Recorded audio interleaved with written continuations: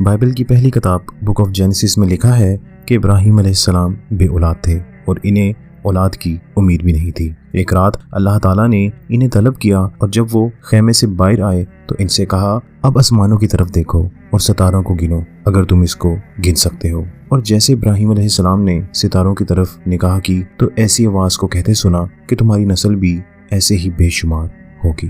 دوستو، اس وقت حضرت ابراہیم علیہ السلام کی وائف سارہ علیہ السلام 76 ایئرز کی ہو گئی تھی اور خود حضرت ابراہیم علیہ السلام 86 ایئرز اولڈ تھے۔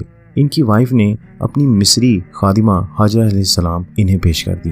یہاں میں آپ کو بتاتا چلوں کہ حضرت ہاجرہ علیہ السلام مصر کے بادشاہ کی بیٹی تھی۔ مصر کے بادشاہ نے حضرت سارہ علیہ السلام کا اللہ تعالیٰ سے تعلق دیکھ کر اپنی بیٹی ان کی خدمت میں دے دی تھی۔ خیر، حضرت سارہ علیہ السلام نے حضرت ابراہیم علیہ السلام کو کہا کہ آپ حضرت ہاجرہ علیہ السلام سے شادی کر لیں۔ خیر، شادی ہو جانے کے بعد حضرت سارہ